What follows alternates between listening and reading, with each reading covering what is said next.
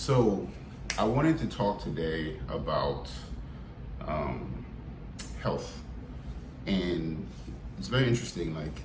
I work in the health and wellness or health and fitness industry, and there was a day when uh, I don't know what I was doing, but the thought hit me. It was a question, really. The question was, what does health actually mean? What does it mean to me? And I realized that in all the years that I've been working in this industry, going to school, learning about health, and being a personal trainer, working for a company that calls itself the Healthy Way of Life company, I realized nobody ever actually defined health and what health meant. Nobody actually specified, this is what health actually means. This is what it means. And so I went to actually go look that up for myself. Like, what is the official meaning of the word health? And not so much the meaning, but really what I like to do is I don't like to look up definitions. I like to look up the etymology. And etymology, for anybody who's unaware, is the study of the origin of words. In essence, what was the original use of this word when it was created? How was this word put together, and what did the word mean? And when I did my research on the word health, ultimately, the word health means to be whole, right? So now that I understood that to be healthy means to be whole, then the subsequent thought became, well, okay, if being whole means I'm healthy, what are the constituent parts that I would need to actually ensure that I have them in the totality to consider myself a healthy person? And now that became the next quest, in essence, the next mission. What does it actually mean to be whole? What are the parts that make up the whole? What are the different aspects of health? I could say the different parts. And I was just doing, I don't know, I was just mulling it over. What are the different parts? Because then it hit me, it's more than just being fit that you can use to consider health. Because typically we tend to consider being healthy as, weight loss. It's how much weight you gained weight, this person lost weight, this person's fit. That's ultimately what we use to determine health. But now, based on the definition, I had already come to understand that it's more than that. It's more than just being, it's more than just whether you gain weight or lose weight or how much muscles you have. So I remember I was just, playing around with ChatGPT and, came up with something with ChatGPT to where there are so many different aspects of your life, that when they are not optimized, you are not living a full and healthy life. And so these are, in essence, the different aspects of health that I have come to call pillars of health, that when you fully optimize and actualize yourself in these areas, you can now finally consider yourself to be living a full and healthy life.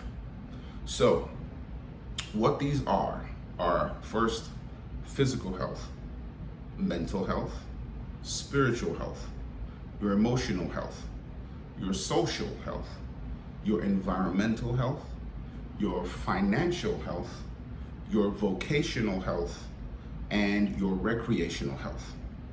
Okay? So I'm gonna go through each one, and I'm just gonna really give a short definition, and these are definitions that I came up with, not necessarily anything that you can go look up anywhere, but definitions that I came up with so that you have an understanding for what they are. And I'm not going to go into so much detail into each and every single one of them. These are different areas and different avenues that we will touch on in future videos. And in essence, these are going to be the main crux of the content on this channel, because I'm going to now expand what I consider to be universal health to be about the 9 pillars of health, right? So we're starting with the first one, right? Which is your physical health, which is the most recognizable one everybody thinks about whenever we think about health. Now, what is that? That is the condition and vitality of the body reflected through nourishment, movement, and physical capability to meet life's demands. That's physical health, right? The next one is spiritual health.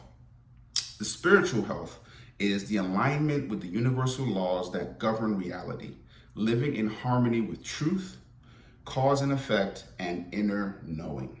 Now, again, these are my definitions, okay? Secondly, third is the mental health. Mental health is the clarity, sharpness, and discipline of the mind measured by the ability to focus, solve problems, and manage internal narratives. That's mental health. Then the next one is emotional health. Emotional health, the capacity to recognize, express, and regulate emotions without suppression or overwhelm. Living from feeling, not reaction. All right. Next one is social health, the ability to initiate, build, and sustain meaningful relationships through honest self-expression and confident connection, right? The next one is your environmental health, the state of one's living space as a mirror of the mind, clean, ordered, sacred, and conducive to inner peace and presence. It's also the state of your possessions and how well you take care of the things that are in your environment as well, are part of environmental health. Your financial health, the stewardship and structure of one's resources, demonstrating sovereignty through saving, investing, and an abundant mindset. All right, that's your financial health. And next one is your vocational health. This is mastery in one's calling, pursuing purpose with integrity, skill, and the commitment to embody what one teaches. This is what you do. This is your craft, right? What you do for work, right? And how proficient and how competent are you in what you're doing? The next one and the final one is your recreational health, right? The joy of recreation as recreation, right? Engaging in play, expression, and experiences that remind you that life is worth living. How much are you doing that? So, this is, in essence, what I now deem to be the pillars of health, and your ability to actually erect these pillars, or again, to optimize yourself, to really actualize yourself in these areas will constitute a healthy life and a truly fulfilling life. Now, this is my hypothesis. This is what I have come to. This is what I believe is worth pursuing. And I'll be honest, for me, I did a inventory on myself, and I had to ask myself, in these areas, how healthy am I? And in truth, I was not very happy with what I saw. I just have to be honest. And that now, I believe, is my calling, is my mission, to actually actualize myself in all pillars. In essence, to erect every single one of those pillars. And if we go to use the analogy of a house, right? A house or any building is held up by pillars, right? And the more erect your pillars are, the more stable your pillars are, the stronger the house is going to be. So think of your health to represent the level of erectness of your pillars. So for me right now, this is the areas that I'm going to be diving into, and that's a lot that we're gonna talk about on this channel. So, you can go back and listen to what those pillars are again, just so you can kind of commit them to memory and ask yourself a simple question. Based on the different pillars of health that I listed, their definitions, ask yourself a simple question. How are you operating in those areas? And are you operating in the most effective and efficient way possible? So that being said, I'm going to end it there. My name is Peter. This is iUniversal Health.